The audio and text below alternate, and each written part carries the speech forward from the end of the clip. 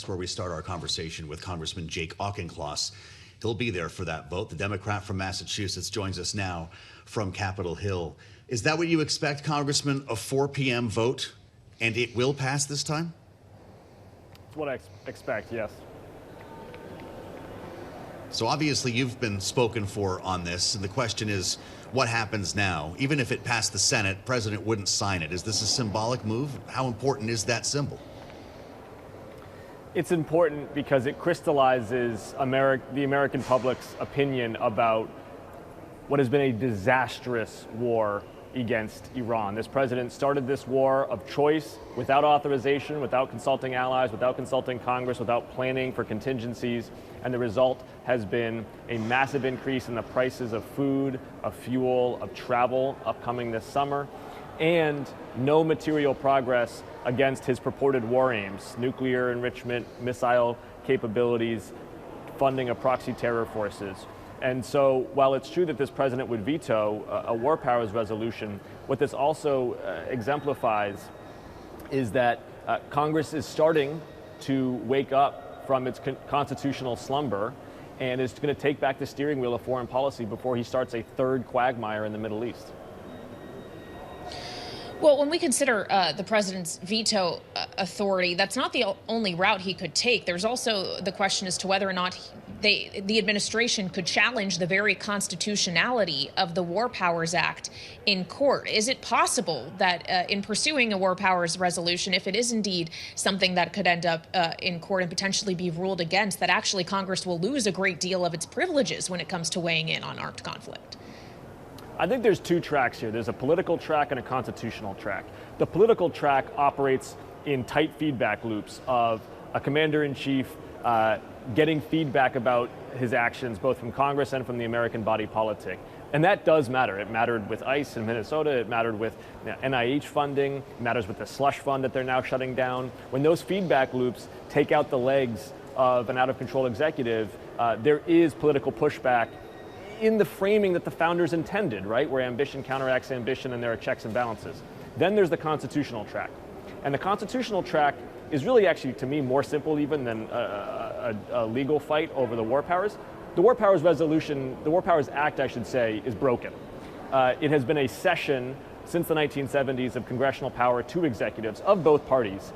And I think a first order of business for future Congresses, future administrations, needs to be fixing the War Powers Act so that when the United States goes to war, it goes to war with Congress, Article 1, declaring it.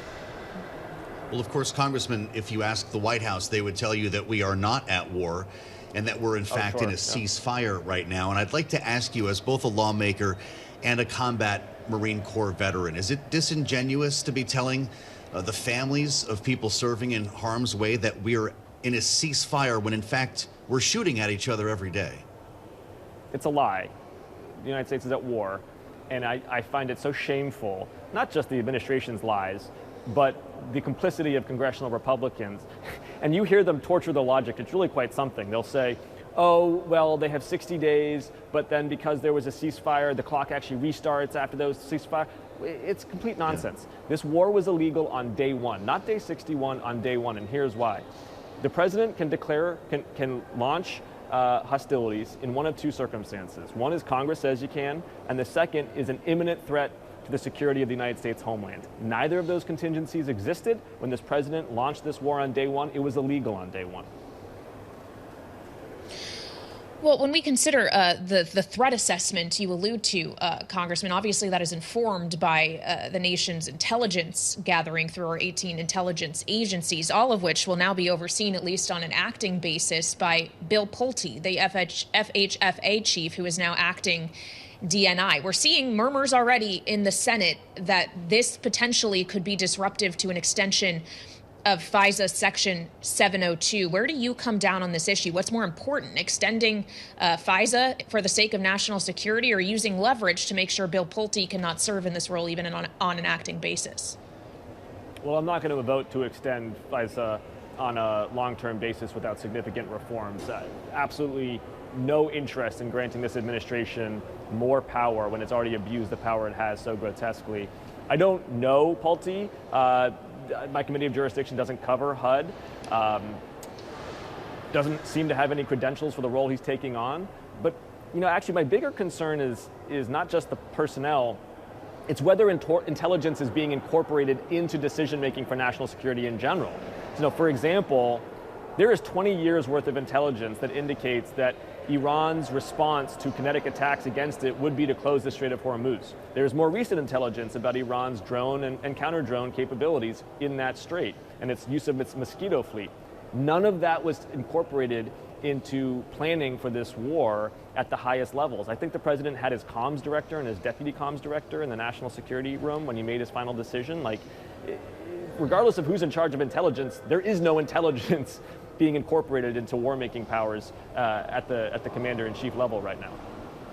The president said in a podcast interview, Congressman, that the Strait of Hormuz could be closed, well, he said unlikely, could be closed through Labor Day, implying to many that he does not plan to use military action to reopen the strait, that he's girding for a longer set of negotiations. And I wonder, with that said, if we need to start relieving some of the service members and some of the material that has been overextended in deployment in that area, do we need to start sending some boats home for refurbishment, send sailors and airmen home to their families? Well, I think it's certainly the case that Iran is going to have choke point control over the Strait of Hormuz, either expressly or by implication for months or even years to come. That's the strategic disaster of this war, is that we played our card of air dominance, which had been established with the 12-day war last year, and Iran matched that air dominance by picking up the card of sea denial through a strait through which 20% of the world's oil transits. It was just a massive strategic blunder, despite the operational excellence of the U.S. military. Of course, we got to take care of our troops and ensure that there's readiness, not just in the Middle East, but also readiness in the Indo-Pacific, where I do worry about a depletion of our ability to operate in the South China Sea and the Taiwan Strait and elsewhere. But the most important way that we can ensure that readiness in the Indo-Pacific and that theater is to prevent a third forever war in the Middle East. The American public does not want to get bogged down yet again in that region of the world. Well, as you allude to another region of the world, the Indo-Pacific, and of course another adversary there in China, concern over ceding the lead we have on artificial intelligence to China is why we saw President Trump scale back an executive order on AI and coordination between government and AI companies on cybersecurity risks.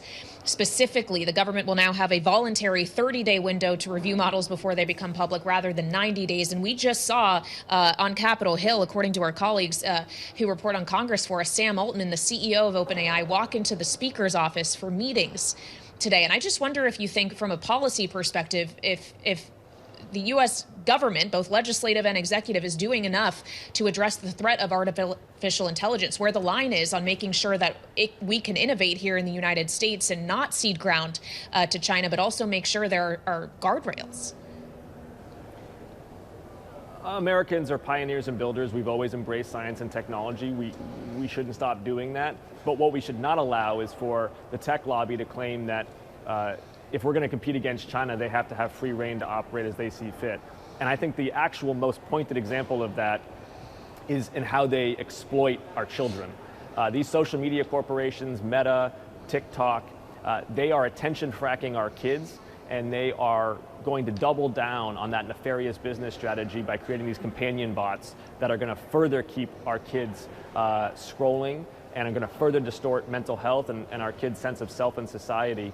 And we need to just say, you're not going to use our kids as a natural resource to mine out of some claim that that's how we're going to outcompete China. Absolutely not. We're going to protect our kids' cognitive development and mental health from what I think are the tobacco companies of the 21st century. So I have got no patience for that argument. I would also just say, though, we're talking about AI here. The other big sector where we're really competing on science and technology with China is biotechnology. That is not being discussed as much. To me, it is just as important. And just recently, this administration, in addition to the complete incompetence at the Food and Drug Administration, in addition to freezing grants at the National Institutes of Health, has put forward a new executive order rule that would allow the NIH to freeze grants based on political considerations. This kind of behavior is undercutting U.S. biotech and science competitiveness at a time when China is investing hundreds of billions of dollars, and I really hope we have bipartisan pushback against it. Well, Congressman, as I mentioned, Sam Altman is on the Hill today. We saw a Maine Democratic Senate candidate, Graham Plattner, on the Hill yesterday. He was meeting with senators, but of course you have personally said that you find his Nazi tattoo disqualifying, even though you would not like to see Susan Collins, the Republican, reelected. Did he reach out to you while he was in town to try to mend fences at all? As you said, I've made my opinions on that race clear. What I'm thinking about today when it comes to the United States Senate is not Maine, it's what just happened in Iowa. You look at Josh Turek and the campaign that he has run and the campaign he is going to win in November. He is a kind of Democrat that I can be proud of. Really interesting. Are you going to be traveling the next couple of months, Congressman, to help other Democratic candidates on the primary trail?